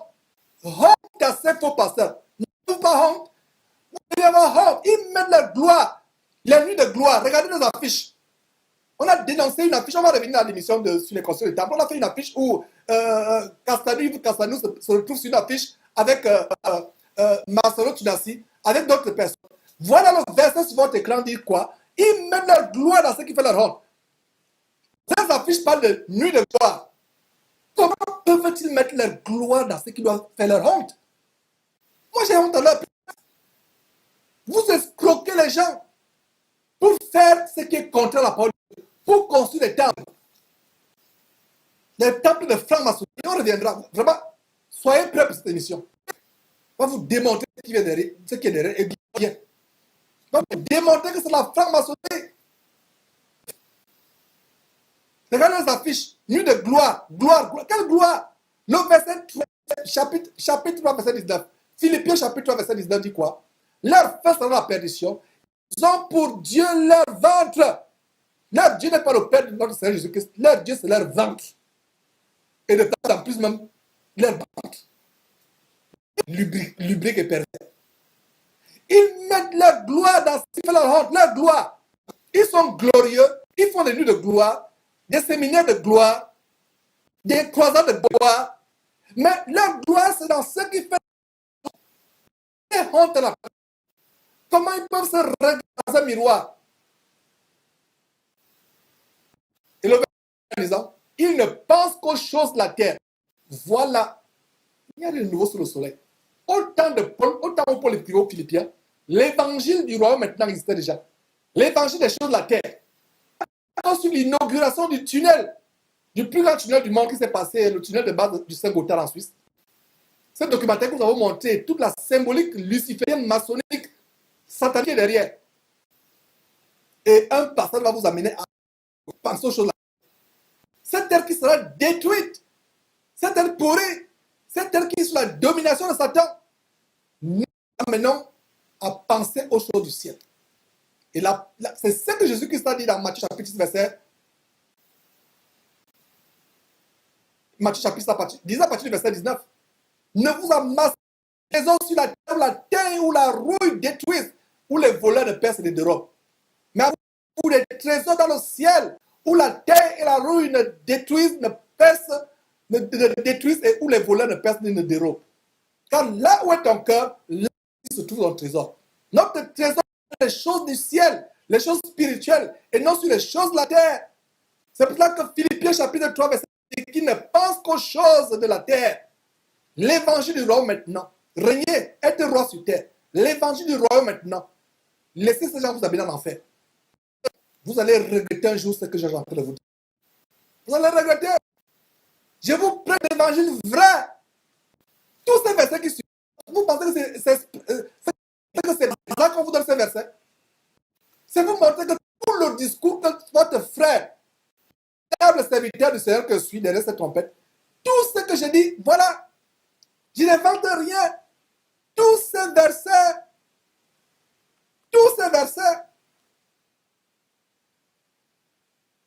versets, mes frères, continuons et terminons. Je pense que le message est passé. Disons seulement Thessaloniciens jusqu'à la fin.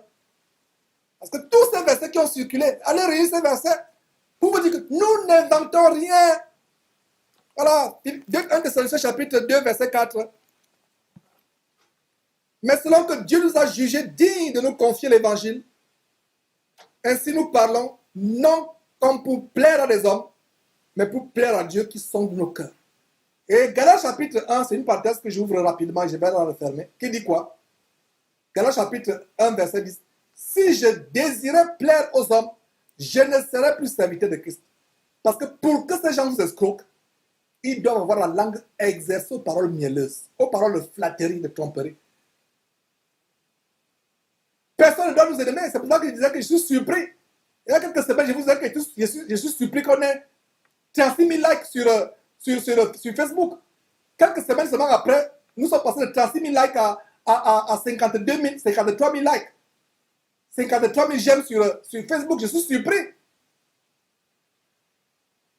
Ça doit même être, ça peut flatter la chair, mais ça doit être inquiétant.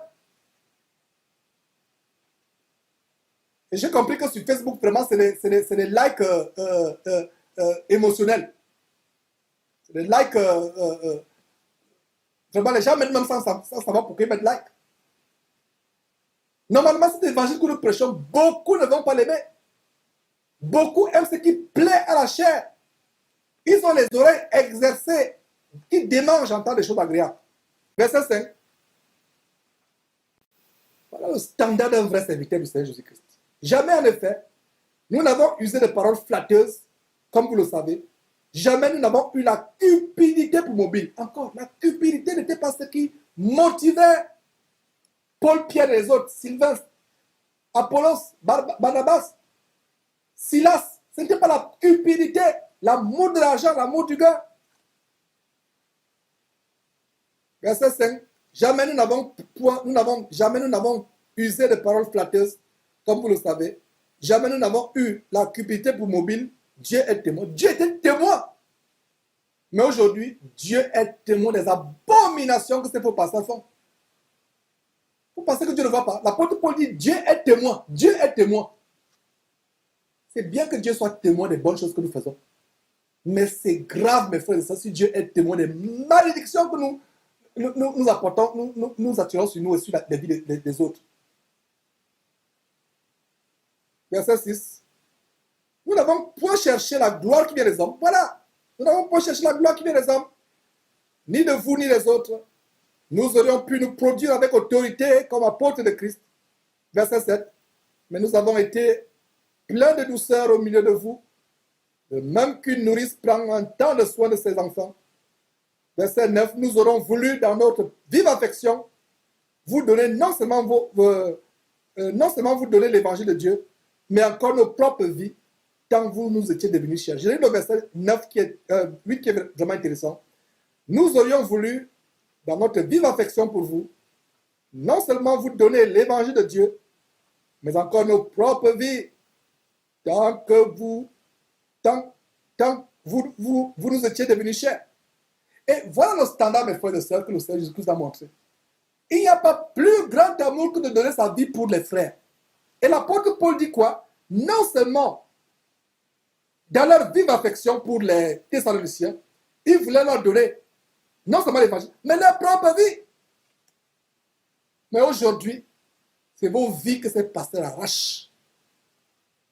Ils vous amènent même chez les sorciers pour vous envoûter, pour vous attacher, si vous ne le savez pas. Allez suivre les émissions sur Simon le magicien, les temps modernes, de cet Ivoirien, Maître Salomon, que nous avons pris en flagrant délit, la main dans le sac.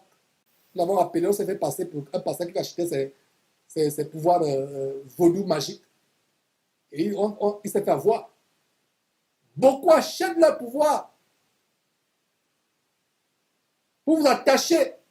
C'est pour ça que beaucoup de morts se trouvent dans leurs églises. Il y a des gens qui ont témoigné que chez Bruno Pedro, Charisma, par an, il y a plusieurs morts. Les gens meurent de manière mystérieuse, on n'en parle pas, ils disparaissent, ils sont morts, tel ne vient plus alors qu'il est mort. Le sacrifice humain dans ces églises, il y a aussi le cas de montagne de feu. Cette église est pleine de faire une émission spéciale sur montagne de feu où la plupart des accidents arrivent, les morts, c'est par incendie. Voilà comment ils sont attachés à des démons d'incendie pour sacrifier les membres de leurs églises. Voilà.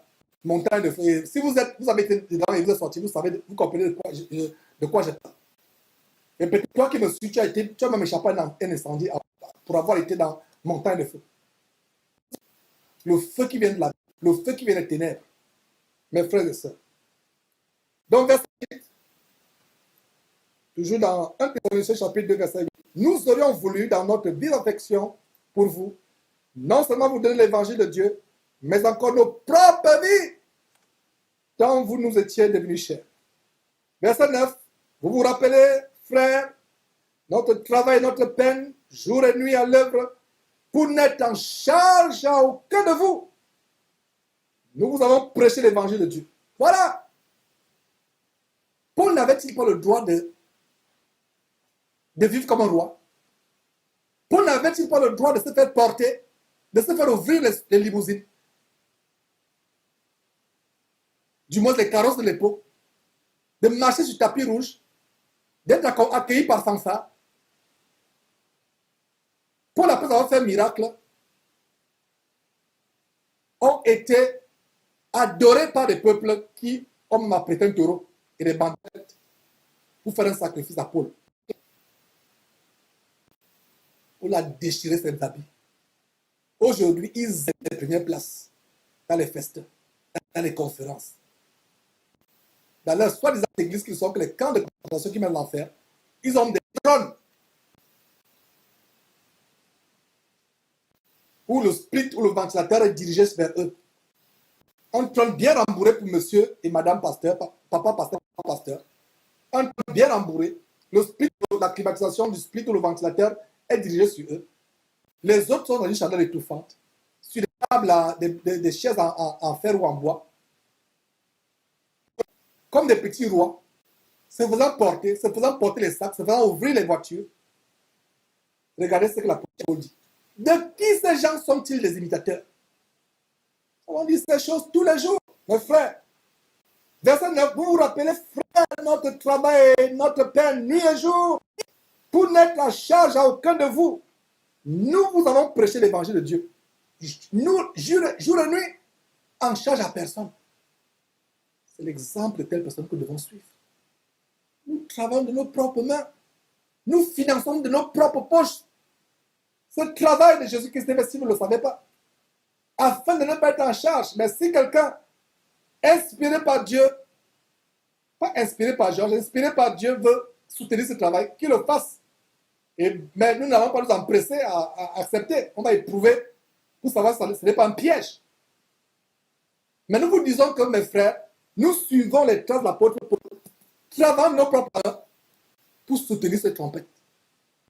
C'est pour cela que les émissions ne sont pas tous les jours. Nous aurons bien voulu que les émissions soient tous les jours. Et on ne peut pas se le permettre. Il faut aussi pourvoir au fonctionnement. Et les charges de ce fonctionnement ne sont pas petites. Elles ne sont pas petites. Mes frères et sœurs, vous êtes témoins et Dieu l'est aussi. Deuxième fois où il dit Dieu est témoin, ça me fait trembler. Imagine que Dieu est témoin de ce que tu fais. Avec une grande joie, si Dieu est témoin de ce que nous faisons, il est témoin en bien. Mes frères, verset 10, vous êtes témoins et Dieu l'est aussi, que nous avons eu envers vous qui croyez une conduite sainte, juste et irréprochable. Voilà un serviteur, ce qu'un serviteur de Dieu doit être. Pas la fraude, pas l'escroquerie, pas la cupidité, mais une conduite juste, sainte et irréprochable. Verset 11. Vous savez aussi que nous avons été pour chacun de vous ce qu'un père est pour ses enfants. Verset 12. Vous exhortant, vous consolant, vous conjurant de marcher d'une manière digne de Dieu, qui vous appelle à son royaume et à sa gloire, la vraie gloire. Pas la gloire éphémère de ce monde, pas la gloire du royaume maintenant, pas la gloire de l'évangile du leadership, pas la gloire de l'évangile de la gnose, l'évangile de la franc-maçonnerie, de l'élévation personnelle, mais la vraie gloire. Verset 12. Vous exhortant, vous consolant, vous conjurant de marcher d'une manière digne de Dieu qui vous appelle à son royaume et à sa gloire. C'est pourquoi nous rendons continuellement grâce à Dieu de ce qu'en recevant la parole de Dieu que nous vous avons fait entendre, vous l'avez reçue non comme la parole des hommes, mais ainsi qu'elle est véritablement comme la parole de Dieu qui agit en vous qui croyez. Donc, tout ce que Georges dénonce, ce n'est pas la parole d'un homme. Je ne fais que vous ramener chapitre et verset à l'appui au fondement des apôtres et des prophètes. Donc, insultez-moi, critiquez-moi, calomniez-moi parce que je vous amène. Dieu m'est témoin que je n'ai pas d'autre motif dans la tête que de vous ramener sur la sainte voie, la voie sainte, afin que vous ayez quoi? Une conduite comment? Sainte, juste et irréprochable.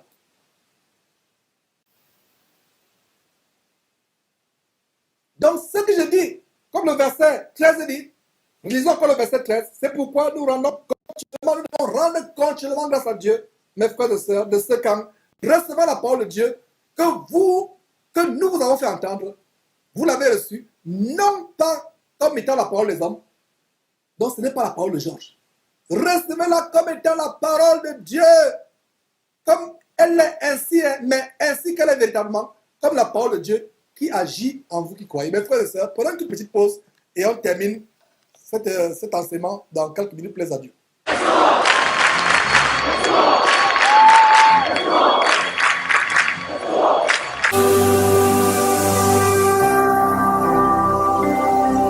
Jésus-Christ TV, vous connaîtrez la vérité et la vérité vous affranchira. Voilà mes frères. Verset 14, nous continuons. Nous avons bien montré le verset 13 qui dit que recevez cette parole, pas comme étant la parole de Georges, pas comme étant la parole d'un homme. Recevez cette parole comme étant la parole de Dieu qui veut vous amener, vous ramener sur la voie sainte, vous délivrer des filets des oiseleurs, vous délivrer de la bouche, du ventre, sortez du ventre des bandits évangéliques, vous délivrez de leur ventre et de leur bas-ventre, sortez de leur bas-ventre, sortez de leur ventre, vous délivrez de leur cœur, afin que vous ayez une conduite juste, pure et irréprochable. Donc, recevez cette parole, non pas comme étant la parole de Georges, d'un homme, mais comme étant véritablement l'évangile du Seigneur Jésus-Christ. Verset 14, terminons. Verset 14, mes frères. Donc, car vous, frères, vous êtes devenus les imitateurs des églises de Dieu qui sont à Jésus-Christ dans la Judée. Parce que vous aussi, vous avez souffert de la part de vos propres compatriotes les mêmes mots qu'elles ont souffert de la part des Juifs. Voilà. Le verset 14 donne un détail tellement important. Vous êtes devenus les imitateurs des églises. Il n'est pas dit que vous êtes devenus les imitateurs des bâtiments. Vous qui mon église avec une pancarte devant. Notre église a 3 étages. Notre église en béton. Notre église c'est un gratte-ciel. Notre église est en vitre.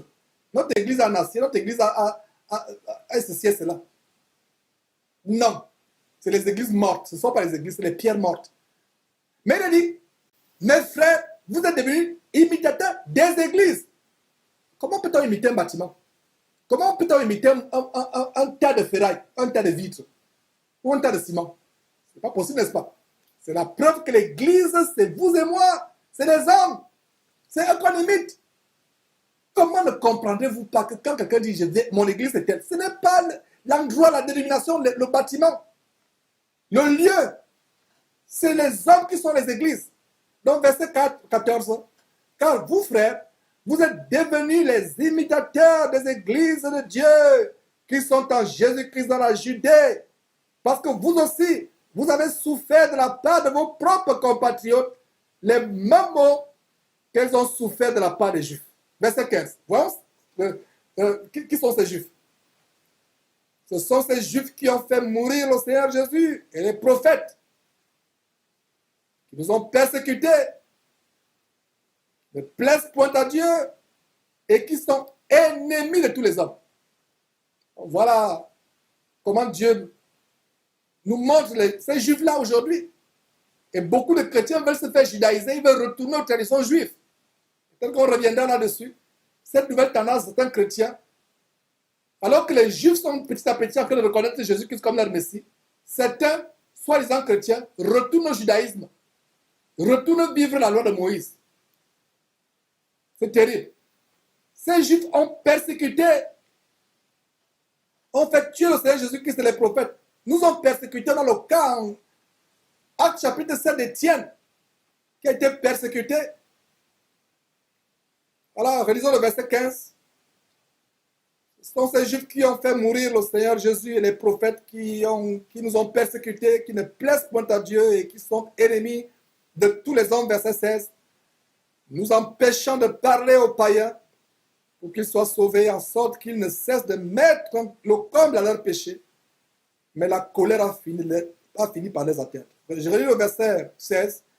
Donc ces Juifs nous empêchant de parler aux païens pour qu'ils soient sauvés, en sorte qu'ils ne cessent de mettre le comble à leurs péchés, mais la colère a fini par les atteindre. Le verset 17 à 20, on termine cet enseignement d'aujourd'hui en lisant ceci. Pour nous, frères, après avoir été quelque temps séparés de vous, de corps mais non de cœur, nous avons eu d'autant plus ardemment le vif désir de vous voir. Verset 18. Aussi voulions-nous aller vers vous, du moins moi Paul, aussi disons le verset 18 à nouveau. Aussi voulions-nous aller vers vous, du moins moi Paul, une et même 2 fois, mais Satan nous en a empêchés. Et voilà notre ennemi qui rôde toujours comme lion rugissant. Selon 1 Pierre chapitre 5 verset 7. Et sur la base de Jean chapitre 10 verset 10, qu'il ne vient que pour dérober, égorger et détruire. Et voilà comment l'apôtre Paul dit qu'il avait vraiment envie d'aller rendre visite à le vif désir de se rendre chez les Thessaloniciens. Mais notre ennemi, le diable, l'en a empêché. Il en a empêché. Verset 18. Qui est en effet notre espérance, ou notre joie, ou notre courant de gloire? N'est-ce pas vous, devant notre Seigneur Jésus, lors de son avènement? Oui, vous êtes notre gloire et notre joie. Mes frères et sœurs, je vais terminer en disant ceci. Ma gloire derrière cette trompette, ce n'est pas d'avoir les gratte-ciels et les limousines, d'avoir l'argent, d'avoir la gloire de ce monde, d'être ami aux ministres, aux présidents, aux hommes d'affaires américains. La gloire, mes frères, comme l'apôtre Paul, c'est vous qui avez décidé de changer, de suivre cet évangile que je prêche. Ce n'est pas un nouvel évangile. Ce n'est pas nouveau. C'est nouveau pour plusieurs parce qu'ils ont passé 20 ans, 30 ans, 10 ans, 40 ans, 50 ans à entendre la rapine, l'escroquerie spirituelle, le mensonge.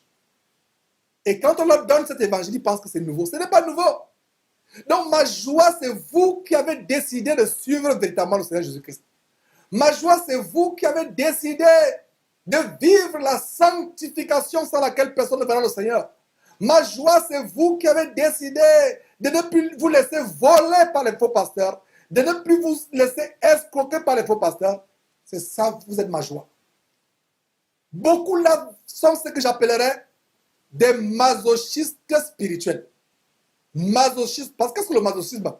Quelqu'un qui aime se faire infliger de la douleur, qui aime être battu, trappé, torturé. Beaucoup aiment se faire torturer, se faire voler, se faire violer par les faux pasteurs.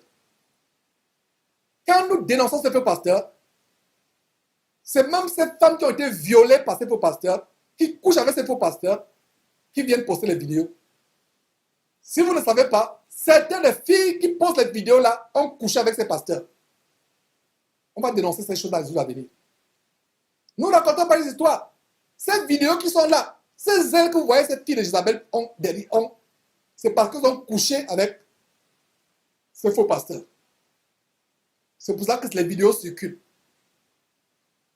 Ma joie est que vous avez reçu cette parole, non pas comme étant la parole de Georges, mais comme étant véritablement la parole du Seigneur Jésus-Christ qui agit puissamment en vous qui croyez. Voilà ma joie. Il a dit quoi? En effet, oui, verset 19, 1 Thessaloniciens chapitre 2, verset 19. Oui, vous êtes notre joie et notre couronne. Je reprends verset 19. Qui est en effet notre espérance, notre joie, ou notre couronne de gloire? Voilà la couronne de gloire. Ce n'est pas la couronne de gloire qui consiste à l'or, l'argent, les diamants, les limousines, les avions privés, les gratte-ciel, les studios de télévision les plus huppés du monde entier. Ce n'est pas ça notre joie. Notre joie est quoi? Verset 19 à nouveau. Qui est en effet notre espérance, ou notre joie, ou notre couronne de gloire? Notre couronne de gloire, c'est quoi? On continue le verset 19. N'est-ce pas vous aussi, devant notre Seigneur Jésus, lors de son avènement? Oui, vous êtes notre gloire et notre joie. Notre gloire, notre joie, c'est tous ces gens. Vous n'êtes pas nombreux. C'est quelques personnes qui sont réceptives à cet évangile, qui veulent prendre leur salut au sérieux. Vous êtes notre joie et notre gloire. Non seulement moi, toute personne qui travaille derrière cette trompette, sachez que vous êtes notre joie et notre gloire. Notre gloire n'est pas que nous avons escroqué les gens pour recevoir des millions. Notre gloire n'est pas que nous avons la meilleure chaîne de télévision dans la francophonie. Notre gloire n'est pas que nous avons les grands ciels et limousines. Notre gloire, c'est que certaines personnes pourront, après avoir écouté cet évangile, l'évangile pur de notre Seigneur Jésus-Christ, se retrouver dans le royaume de Dieu. Voilà notre gloire. Voilà notre couronne. Pasteur, toi qui veux véritablement servir le Seigneur, pasteur, évêque, abandonne la fraude, abandonne la cupidité, abandonne la poursuite des choses vaines, abandonne la vérité, laisse les projets de concurrence, de vanité, de convoitise tels qu'avoir des temples, réaliser des grandes choses pour te faire connaître, pour que le monde voit comment tu es arrivé. Abandonne cela. Concentre-toi sur la piété. La piété ne doit pas être une source de gain, d'escroquerie, de mafia spirituelle évangélique. Mes frères et sœurs, c'était le conseil de Dieu et voilà vraiment mes frères, tout le zèle, tout l'enthousiasme pour que vous compreniez que les temps sont mauvais et que nous devons retourner à l'évangile original de notre Seigneur Jésus-Christ.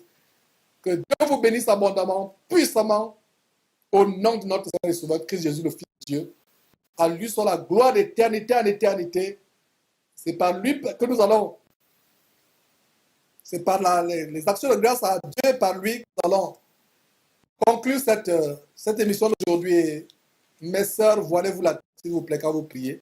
Mes frères, n'imitez pas le pape ou les évêques qui ont les chichas sur la tête. Décoiffez-vous la tête pour quand vous priez.